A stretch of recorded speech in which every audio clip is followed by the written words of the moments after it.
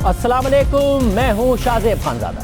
इमरान खान जब अपोजिशन में थे तो अंपायर की उंगली की बात करते थे, इक़्तिदार के लिए एस्टैब्लिशमेंट की तरफ देखते थे, और जब इक़्तिदार में आ गए तो एस्टैब्लिशमेंट की तारीफ़ें करने लगे, सिविल मिलिट्री ताल्लुकात को तारीख़ी करार देते रहे, अपोजिशन को दबाने, मीडिया पर पाबंदियाँ लगाने और अदलिया पर असरअंदाज होने के लिए एस्टैब्लिशमेंट से मदद मांगते रहे। और अब जब इमरान खान की हुकूमत चली गई है और वो दोबारा अपोजिशन में आ गए हैं तो अपने दौर की हर उस गलती को, हर उस ब्लंडर को जिसका दिफा नहीं किया जा सकता, उसे सिर्फ एस्टैब्लिशमेंट के खाते में डाल रहे हैं और ख़ुद को बरी ज़िम्मा करार दे रहे हैं, मगर फिर उसी एस्टैब्लिशमेंट पर दबाव डाल रहे हैं कि वो उनके हक़ में एक दफ़ा फिर गैर जमहूरी मुदाखलत करके इस हुकूमत को फारिग करे और इंतखाबात कराए, मगर साथ ही अपने दौर की तमाम गैर जमहूरी कार्रवाइयों का मलबा भी इसी एस्टैब्लिशमेंट पर डाल रहे हैं। ना सिर्फ ये, बल्कि जो तैनातियाँ खुद और जिनकी ओनरशिप भी ली, अब उनकी जिम्मेदारी भी एस्टैब्लिशमेंट पर डाल रहे हैं, जिसमें चीफ इलेक्शन कमिश्नर की तैनाती शामिल है, जिसका नाम खुद इमरान खान ने तजवीज़ किया और फिर भरपूर दिफा किया, मगर फिर इलेक्शन कमीशन ने जब 10 का इलेक्शन में प्रिजाइडिंग अफसरान को अगवा करने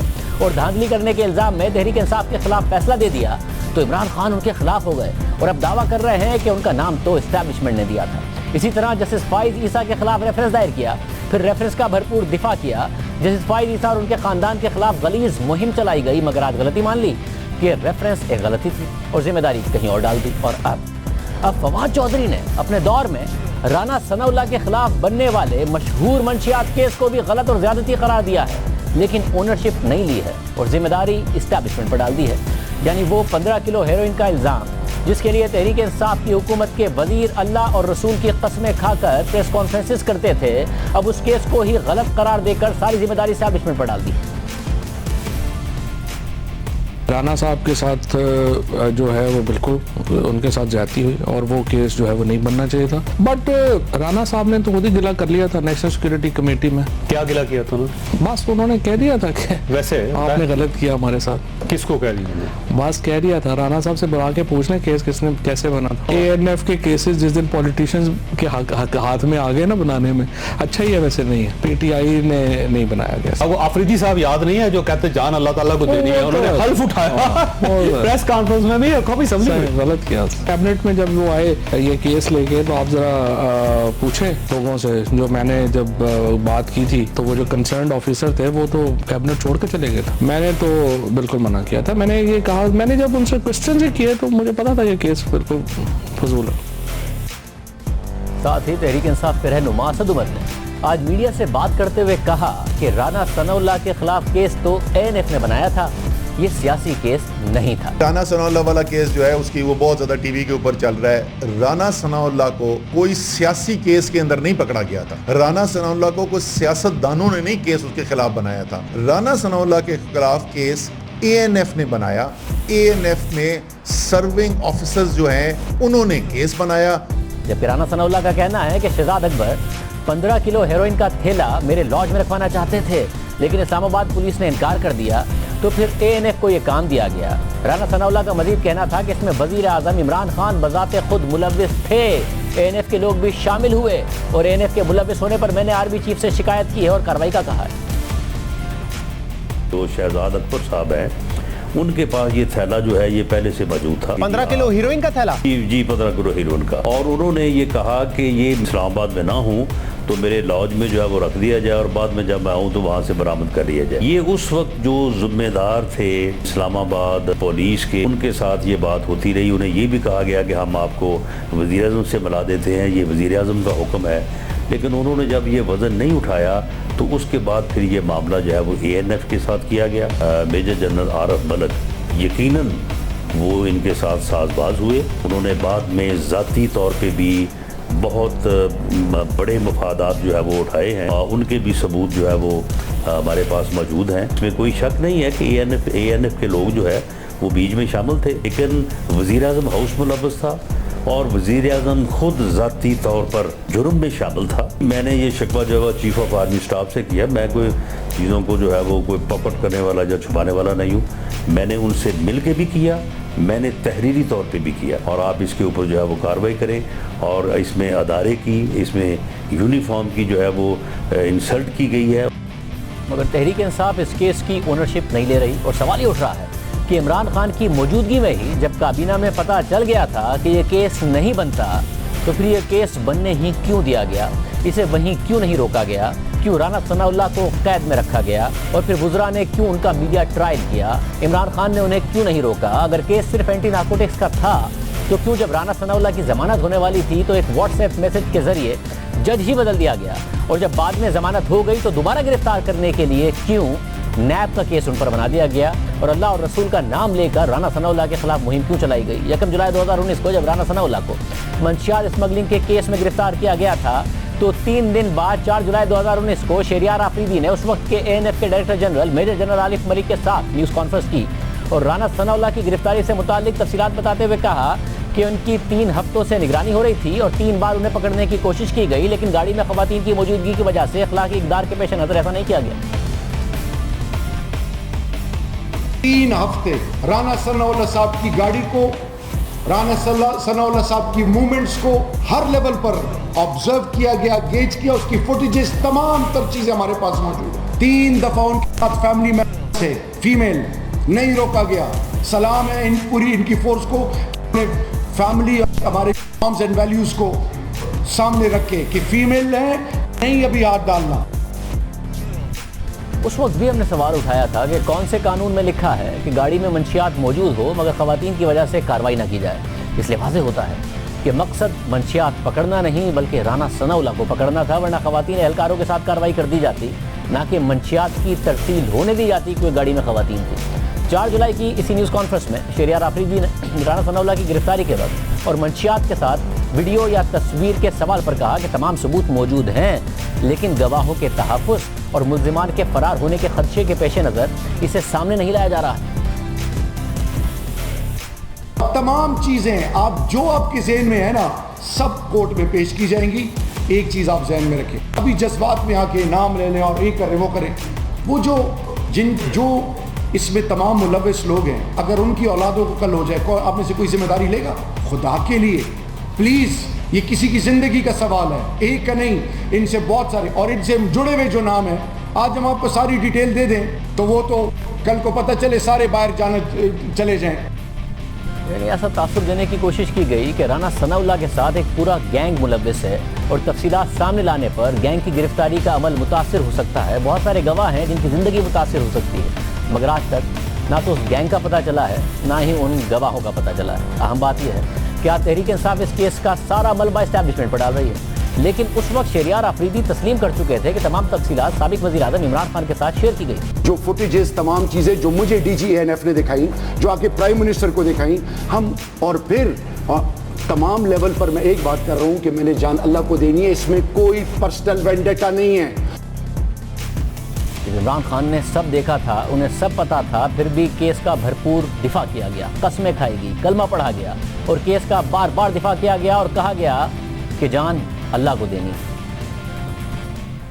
गौर से सुनिए, क्योंकि मैंने जान अल्लाह को देनी है, मैंने जान उस रब को देनी है जो तमाम जहानों का रब है। मैंने जान इमरान खान को या तहरीक इंसाफ को नहीं देनी, जान उस रब को देनी है।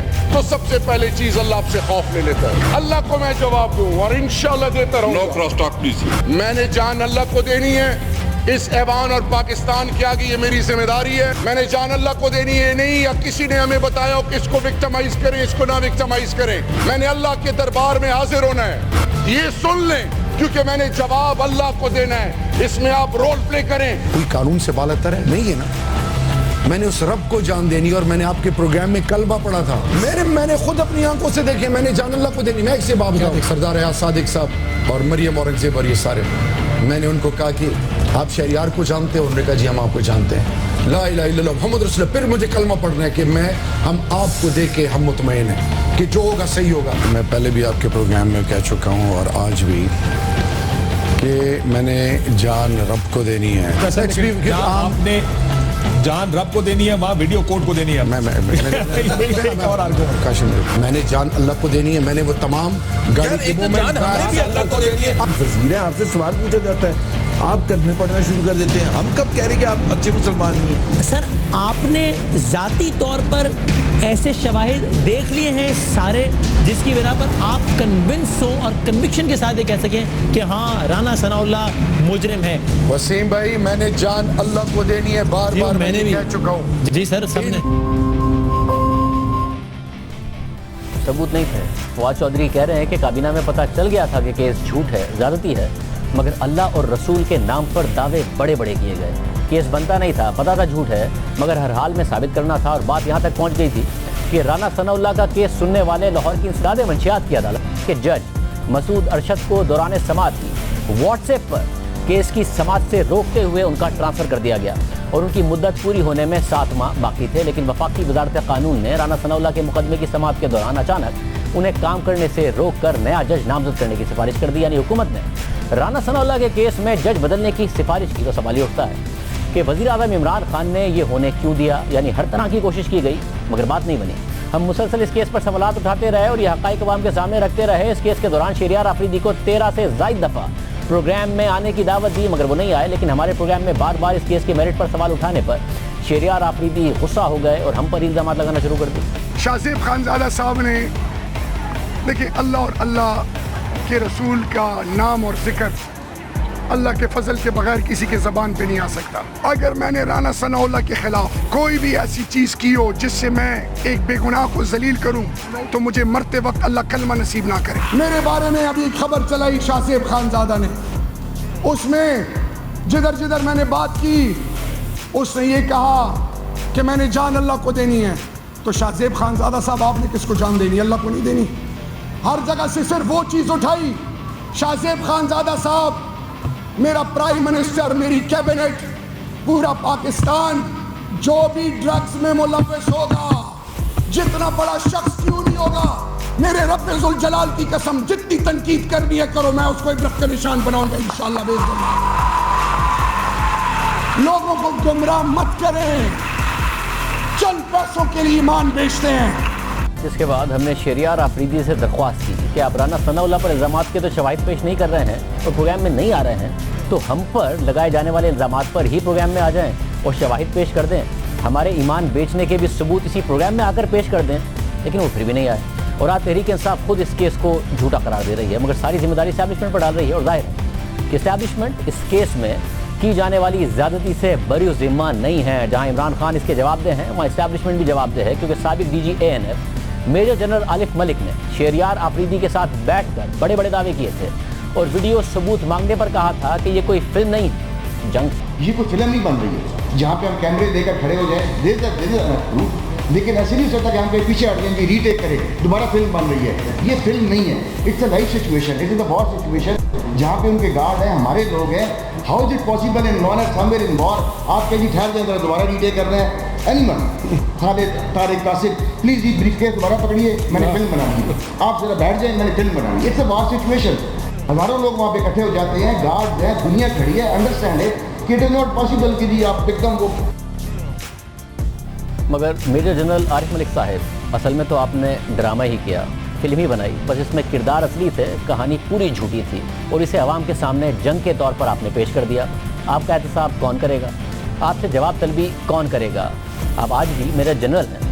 हमने मेजर जनरल आरिफ मलिक को प्रोग्राम में आने की दावत दी मगर उन्होंने कोई जवाब ही नहीं दिया। और साथ ही इमरान खान इस केस में राना सनाउल्लाह को टारगेट करने से कैसे बरी ज़िम्मा हो सकते हैं, क्योंकि जब दिसंबर 2019 को राना सनाउल्लाह ज़मानत पर रिहा हुए तो उसी महीने राना सनाउल्लाह के खिलाफ नैब ने आमदनी से ज़ायद असासों की इंक्वायरी का ग्रीन सिग्नल दे दिया। और ये वक्त था जब चेयरमैन नैब जावेद इकबाल की हिरासानी की शिकायत इमरान खान को मिल चुकी थी और मुतासरा खातून तैयबा गुल को भी इमरान खान मिल चुके थे।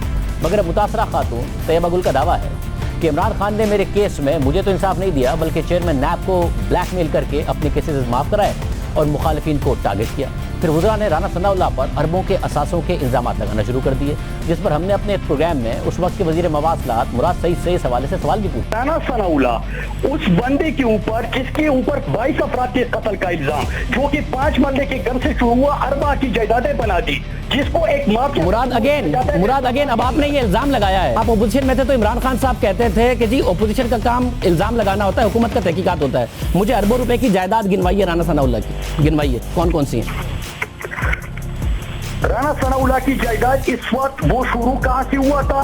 200 करोड़ की जायदाद है उसके से सामने आ चुकी। मुझे बताइए कौन कौन सी 200 करोड़ की जायदादें हैं? मुराद, आप क्योंकि रिसर्च करके बात करते हैं, मुझे 200 करोड़ की जायदादें गिनवाइए राना सनाउल्लाह की। मैं आपको एक एक चीज का जवाब दे रहा हूं, लेकिन पता नहीं कि राना सनाउल्लाह पहली चीज ये आती है कि उस राना सनाउल्लाह को आज हमारा मीडिया इतना प्यार आ रहा है उसके ऊपर, उसको इतना अप्रिशिएट किया जा रहा है, जिसके ऊपर 22 अफराद के कत्ल का। मुराद सईद अप्रिशिएट कोई नहीं कर रहा। अच्छा मुराद, ये वाली बात भी कर ले, ये वाली बात भी करें, एक मिनट, ये वाली बात भी करें। मुराद, आपकी हुकूमत को हो गए 18 महीने आए हुए, ये जो आप बार बार कह रहे हैं 22 कत्ल का इल्जाम है, तो जो मॉडल टाउन का केस है उसे तेजी से करवा लीजिए। आप एक आईजी भी बदल चुके हैं। दूसरी बात ये जो आप मीडिया को कोस रहे हैं, कल को आप ऑपोजिशन में गए, कल को आपकी जमात से कोई भी ऑपोजिशन में हुआ और नून लीग ने आप लोगों के ऊपर इस किस्म का केस बनाया और इस तरीके से आप लोगों को जेल में रखा, तो यही मीडिया आपके लिए भी आवाज उठा रहा होगा। मैं इस प्रोग्राम से आप लोगों के लिए भी आवाज उठा रहा हूँ, क्योंकि ये मुल्क आगे नहीं बढ़ेगा। किसी को मोहब्बत नहीं हुई है राना सनाउल्लाह से, मोहब्बत है इस मुल्क के आइन से, इस मुल्क के कानून से। आप लोगों को कानून की पासदारी किए बगैर इस तरीके से जेलों में डालेंगे तो आवाज उठेगी। किसी को राना सनाउल्लाह से मोहब्बत नहीं है। मुराद सईद अरबों की करप्शन के इल्जामात लगाते रहे, नैब ने केस बना दिया गया, सबूत नहीं दे सके। शरिया राफिदी कस्में खाकर सबूतों की मौजूदगी का दावे करता रहे, मगर कोई सबूत नहीं दे सके और फिर कुछ साबित नहीं हुआ।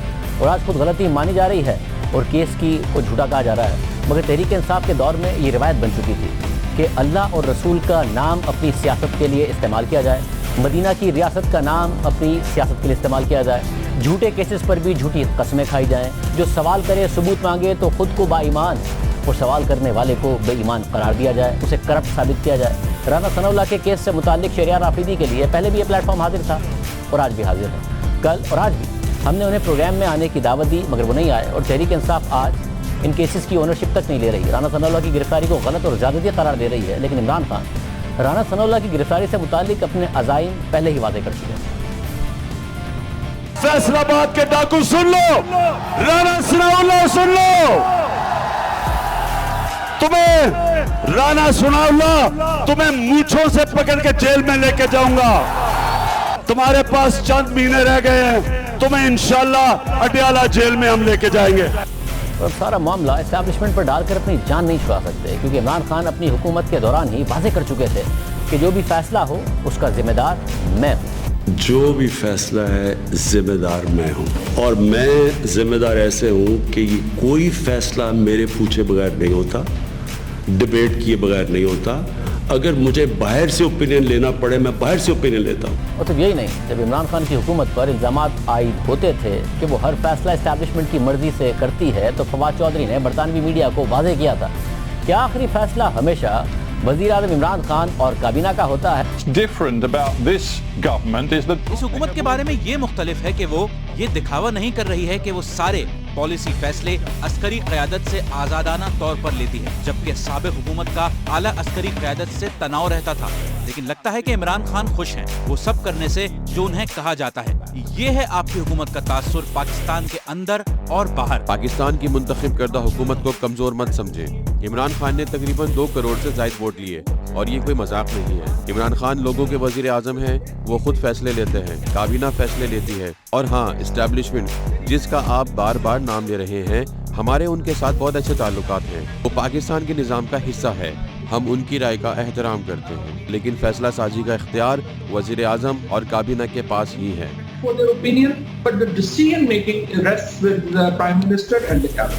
इमरान खान उस वक्त भी बताते थे कि एस्टैब्लिशमेंट हमारी कितनी मदद करती है। जो जनरल बाजवा ने जिस तरह इस हुकूमत की मुश्किल वक्त पे मदद की, जिस तरह उसने हमारे साथ, मैं ये कहना चाहता हूँ, आज हमारे साथ अभी कराची में मदद की जब बारिशें आ रही थी, जो हमारे साथ कोरोना के अंदर पूरी तरह मदद की, जो हमारे पास जब एक मुल्क पे पैसा नहीं था, 2 साल पाकिस्तान की फौज ने असल में अपने डिफेंस एक्सपेंडिचर पे काट लिया, क्योंकि उनको फिक्र थी कि पाकिस्तान के पास पैसा नहीं है। कभी ऐसे पहले नहीं हुआ। हर जगह सारी मेरी फॉरेन पॉलिसी को आज पाकिस्तान की फौज और जनरल बाजवा हमारे साथ खड़े रहे हैं। फवाद चौधरी ने तो गुज़िश्ता हफ्ते ही कहा था कि हमने तो अपनी सियासत भी आउटसोर्स कर दी। बड़ी गलतियां मैं समझता हूँ। जो पॉलिटिक्स थी ना हमारी, वो बहुत ज़्यादा आउटसोर्स थी। ठीक है, वो पॉलिटिक्स हमें करनी चाहिए थी खुद। सारे फैसले कोई और करता था आपके, तो ये पॉलिटिक्स हमारी आउटसोर्स थी। उसके बाद जो मिनिस्ट्रीज इंपॉर्टेंट थी, जो की मिनिस्ट्रीज होती हैं, दाखिला है, इंटीरियर मिनिस्ट्री है, फिर लॉ मिनिस्ट्री है, ये मिनिस्ट्रीज जो हैं वो हमने आउटसोर्स कर दी, सारी की सारी आउटसोर्स। लेकिन तहरीक इंसाफ अपोजिशन में आ गई है और दावा कर रही है कि जो नैब ने केसेस बनाए वो सिर्फ नैब की जिम्मेदारी है, जो ANF ने किया वो एस्टैब्लिशमेंट की जिम्मेदारी है, जो FIA ने केसेस बनाए वो उसकी जिम्मेदारी है। मगर साबिक DG FIA बशीर मेमन को इमरान खान की बात ना मानने पर ओहदे से हटा दिया गया था और उन्होंने बताया कि कैसे इमरान खान उन्हें अपोजिशन के सियासतदानों को किसी भी तरह गिरफ्तार करने और केसेस बनाने का कहते और नैब की मिसाल देते कि देखो वो तो मेरी बात फौरन मान लेते हैं। उमर चीमा साहब की स्टोरी में लिखा हुआ है कि आपको बुलाकर ये कहा और आपको ताना दिया कि आपने कुछ नहीं किया और मैंने एक फ़ोन कॉल नैब को की और देखें अगले दिन शहबाज शरीफ गिरफ्तार हो गया, इसको कहते हैं वफादारी। ये किसने कहा था? जाहिर है चीफ एग्जीक्यूटिव वो उन्होंने मुझे कहा था, तो बाद में साबित भी हो गया ना कि उन्होंने किए बहुत सारे केसेस। वज़ीर आज़म इमरान खान ने आपको ये कहा?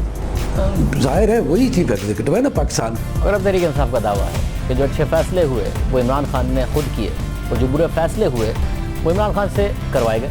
प्राइम में शामिल करें।